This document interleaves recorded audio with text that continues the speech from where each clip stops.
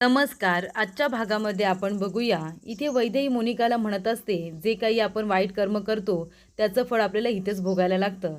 तेव्हा वैदेही म्हणत असते, जे काही करायचं आहे ते कर.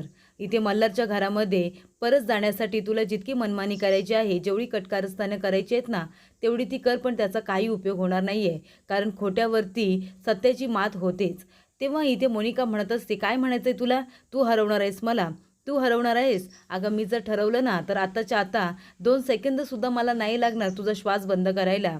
तेव्हा इथे वैदेही म्हणत असते, "तू माझा श्वास बंद करू शकतेस गं, पण तू माझा विश्वास आणि माझा मल्हार कसं काय माझ्यापासून दूर करू शकतेस? तुला जितकी कटकारस्थानं करायची आहेत ना मल्हारच्या घरामध्ये पुन्हा जाण्यासाठी, तेवढी तू केलीस ना, तरीसुद्धा मल्हार तुझ्या या खोट्या वागण्यावरती कधीही विश्वास ठेवणार नाही. ही एक गोष्ट लक्षात ठेव. आम्हाला तू एकमेकांपासून कधीही वेगळं करू शकणार नाही. मल्हारच्या मनामध्ये जी माझी जागा आहे ना, ती तुला कधीच मिळणार नाही आहे." तेव्हा मोनिका म्हणत असते, "बघूया ना आपण, तू जिंकतेस की तुझा हा प्रेमावरचा विश्वास जिंकतोय ते, की मी जिंकते आणि माझी कटकारस्थानं जिंकतायत.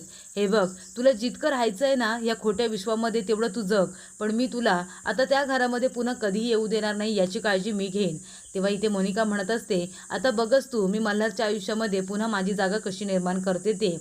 तेव्हा वैदेही म्हणत असते, "मोनिका, हरशील तू मोनिका, तू कधीही जिंकणार नाही, कारण तू खोटी आहेस." तेव्हा मोनिका जात असताना तिच्या माणसांना म्हणत असते, की "ही खूपच जास्त बोलते, हिचा आवाज बंद करा."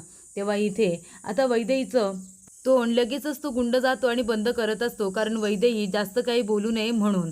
तर इथे तिला धमकवण्याचं काम ते गुंड लोक पुरेपूर करत असतात. त्यानंतर इथे स्वरा बसलेली असते, तिचं लक्ष पूर्णपणे दाराकडेच असतं. तेव्हा तिथे पिहू येते आणि म्हणत असते, की "स्वरा, ये ना माझ्याबरोबर, आपण बॉल खेळूया. आणि तसंही तू वैदेही आंटीचा विचार करू नको. क्षमा काकू काय म्हणाले तू बघितलंस ना? त्या ज्योतिषींनी सांगितलंय की वैदेही आंटीला काहीच होणार नाहीये, ते लवकर परत येतील. मग आता तू एक काम कर, हा बॉल माझ्याकडे कॅच करत असताना तू बाप्पाचं नाव घे, म्हणजे तुला वैदेही आंटी लवकरात लवकर येतील ना, अशी तुला हिंट सुद्धा मिळेल." मग पिहू आणि स्वर आता दोघीजणी एकमेकांकडे बॉल कॅच करत असताना तिथे मोनिका सुद्धा आता घरी आलेली असते. लीला तिला घेऊन येत असताना इथे पिहू आता स्वराकडे बॉल कॅच करते आणि त्यानंतर स्वरा सुद्धा करत असताना तो बॉल आता पिहू पकडत नाही आणि तो मागे जाऊन मोनिकाच्या डोळ्याला लागणारच असतो. तेवढ्यातच मोनिका तो बॉल आपल्या हाताने पकडते आणि स्वतःच्या डोळ्यांना वाचवते. ती बॉल आपल्याला लागू देत नाही. तेव्हा तिने बरोबर बॉल कॅच केल्यानंतर इथे स्वरा तिच्याकडे बघतच राहते. तेव्हा मोनिका लगेचच नाटक करायला सुरुवात करते. ती बॉल टाकते आणि इकडे तिकडे बघायला लागते. तेव्हा लीला म्हणत असते, "काय गं तुम्ही मुलींनो?" आता मोनिकाच्या डोळ्याला बॉल लागला असताना तेव्हा इथे पिहूने मोनिकाला बॉल पकडताना नसतं बघितलं, त्याच्यामुळे तिला संशय येत नाही. पण स्वराने मात्र सगळं बघितलेलं असतं. तेव्हा पिहू म्हणत असते, की "लीलू, आम्ही दोघीजणी बॉल खेळत होतो. मी स्वराला म्हणाली, की आपण एकमेकींना बॉल कॅच करूया." तेव्हा लीला म्हणत असते, "पण तिच्या डोळ्याला लागलं असतं ना." तेव्हा पिहू म्हणते, की "आजोबांनी सांगितलं होतं ना मोठ्या डॉक्टरांकडे घेऊन जायला, काय म्हणाले ते?" तेव्हा लीला म्हणते, की "त्या डॉक्टरांनी सुद्धा तेच सांगितलंय, ती आता कधीही बघू शकणार नाहीये."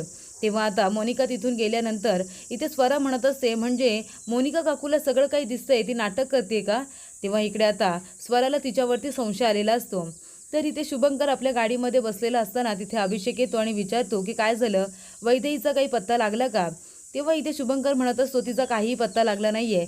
म्हणजे बघ ना, ज्या गाडीमध्ये मोनिका बसली होती त्याच गाडीमध्ये वैदेही होती आणि मोनिका सापडते आणि वैदेहीची बॉडी तर सापडतच नाही, पण काही पुरावासुद्धा सापडत नाही. या गोष्टीवरती आपण कसा काय विश्वास ठेवायचा? हे सगळं मोनिकाने तर केलेलं नाहीये ना?" असं अभिषेक म्हणतो. तेव्हा शुभंकर म्हणत असतो, "नाही रे, तिला हॉस्पिटलला नेल्यानंतर ती आपल्यासमोरच शुद्धीवरती आली होती ना, तेव्हाच तिची दृष्टी गेली होती." तेव्हा इथे अभिषेक म्हणतो, "मग हे राज्याध्यक्षाने केलं असेल का?" तेव्हा इथे शुभंकर म्हणत असतो, "नाही, जेव्हा हॉस्पिटलला मोनिकाला नेल्यानंतर तिच्यावरती ट्रीटमेंट झाल्यानंतर तिथे विक्रम राज्याध्यक्ष आला होता, म्हणजे त्याने हे सगळं केलं असेल मला असं वाटत नाही." तेव्हा शुभंकर म्हणत असतो, "बघ ना, म्हणजे वैदेही सापडतसुद्धा नाही आहे, तिच्या विरोधात काही पुरावासुद्धा तिथे सापडत नाही आहे, बांगडी, ओढणी काहीच सापडत नाही आहे आणि तिची बॉडीसुद्धा सापडत नाही आहे. म्हणजे नेमकी वैदेही गेली कुठे असेल? ती असेल ना, कारण का जेव्हा मल्हार आणि विजयदादा पोलिसांबरोबर तिथे शोधाशोध करायला गेलेले असतात, तेव्हा तिथे खाली दलदल होती असं पोलीस सांगत होते आणि त्याच्यात कदाचित वैदेही पडली असावी. काय झालं असेल बिचाऱ्या वैदेहीचं, असं सुद्धा शुभंकर म्हणतो. तर इथे स्वरा तो बॉल बघत असते आणि विचार करत असते, म्हणजे मोनिका काकू खोटं बोलतायत का? वैदेही आई गायब होण्याच्या मागे मोनिका काकूचा तर हात नाहीये ना, असं ती म्हणत असते. तेवढ्यातच तिथे मल्हार आणि विजय काका दोघं जण आलेले असतात. स्वरा धावत पळत जाते आणि म्हणत असते की मल्हार गुरुजी, माझी वैदेही आई कुठे आहे सांगा ना.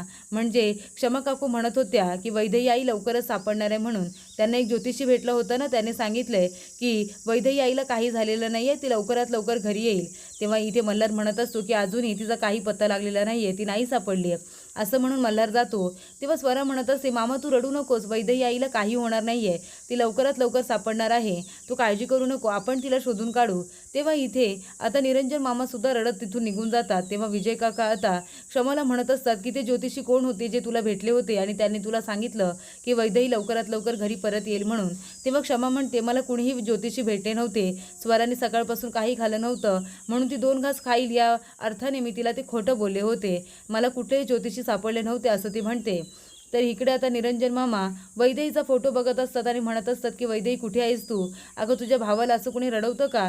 जिथे कुठे असशील तिथून लवकर घरी ये बरं, कुठे कुठे शोधायचं तुला? आता कुठे तुझ्या आयुष्यामध्ये सुखाचा क्षण आला होता आणि लगेचच तू निघून गेलीस. तेव्हा तिथे स्वरा धावत पळत येते आणि आपल्या मामाला मिठी मारते. तेव्हा इथे निरंजन मामा म्हणतात, काय झालं माझ्या लेकाला? तेव्हा स्वरा म्हणत असते की मामा मला खूप जास्त भीती वाटते. निरंजन मामा म्हणतात की काय झालं, तुला घाबरायला मी आहे ना तुझ्याबरोबर. तेव्हा स्वरा म्हणते की मला मोनिका काकूची भीती वाटते. तेव्हा निरंजन मामा म्हणतात, का तुला मोनिकाची का भीती वाटते? तेव्हा स्वरा म्हणते की मला असं वाटते मोनिका काकू खोटं बोलते, तिला सगळं दिसतंय, ती आंधळेपणाचं नाटक करते. तेव्हा निरंजन मामा म्हणतात, असं काय करतेस तू? मोनिका काकूंना तर तुझ्या आपल्या समोरच शुद्ध आली होती ना, तेव्हाच तिची दृष्ट गेली होती, डॉक्टरांनीच हे सगळं सांगितलं होतं, मग त्या खोटं का करतील? तेव्हा इथे स्वरा आता घडलेला प्रकार सगळ्या निरंजन मामांना सांगत असते. पिहू आणि स्वरा जेव्हा एकमेकींकडे बॉल देत असताना तो बॉल आता इथे मोनिकाने पकडलेला असतो. तेव्हा स्वरा म्हणत असते, मामा सांग ना, ज्या माणसाला दिसत नाही तो बरोबर आपल्या डोळ्यासमोर आलेला बॉल कसं काय कॅच करू शकतो ना? तेव्हा निरंजन मामा म्हणतात, अगदी बरोबर बोलतेस तू, पण त्या असं खोटं नाटक का करतील ना, म्हणजे त्या त्याच गाडीमध्ये बसल्या होत्या. तेव्हा स्वरा म्हणत असते की मामा, त्या मोनिका काकू आहेत, त्या काही करू शकतात, हे जर खरं असेल तर मोनिका काकूनेच वैदेही आईला किडनॅप करून ठेवलं असेल तर.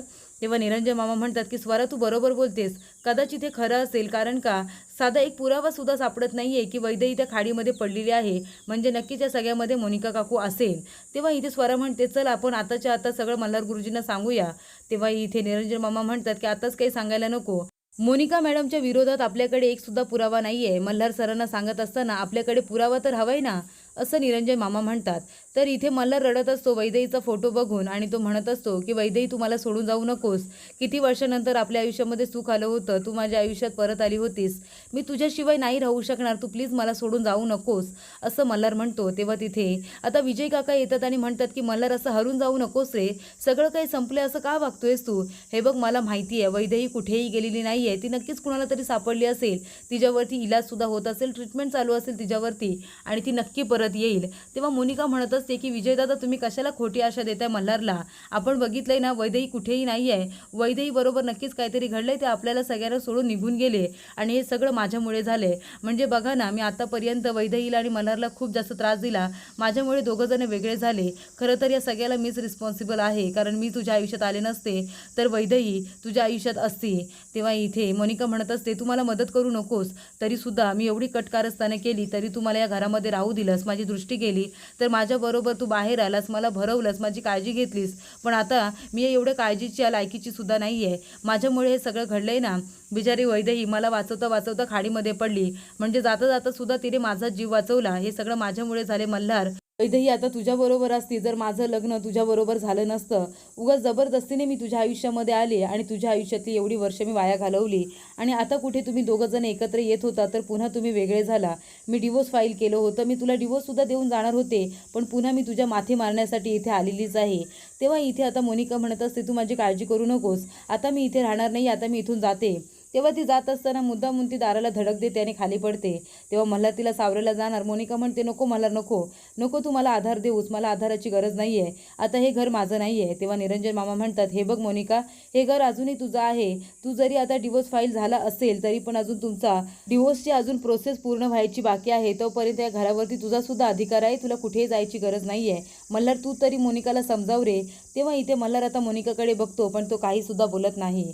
तर पुढील भागामध्ये आपण बघूया इथे स्वरा आता निरंजन मामांना म्हणत असते की मामा असं काहीतरी करायला हवंय की हे मोनिका काकूचा खरा चेहरा सगळ्यांसमोर यायला हवाय, तिचा हा खोटारडेपणा उघडं पडायला हवंय. तेव्हा निरंजन मामा आता गॅस चालू करतात पण त्याच्यावरती ते कुठलंही भांडं ठेवत नाही, गॅस चालूच राहतो. तेवढ्यातच आता निरंजन मामा आणि स्वरा दोघेजण जाऊन लपून बसतात आणि तेवढ्यातच तिथे मोनिका येते आणि ती आता गॅस बंद करायला जातच असते. तेवढ्यातच तिथे मल्हार येतो आणि तो सुद्धा बघत असतो की मोनिका नेमकं करते तरी काय. तेव्हा आता मोनिकाने गॅसजवळ हात नेलेला असतो बंद करण्यासाठी, पण तिला आता तिथे असलेल्या एका भांड्यामध्ये मल्हारचा चेहरा दिसतो आणि ती गॅस बंद करायला जातच असते. तेवढ्यातच तिने आपला हात तिथेच थांबवलेला असतो.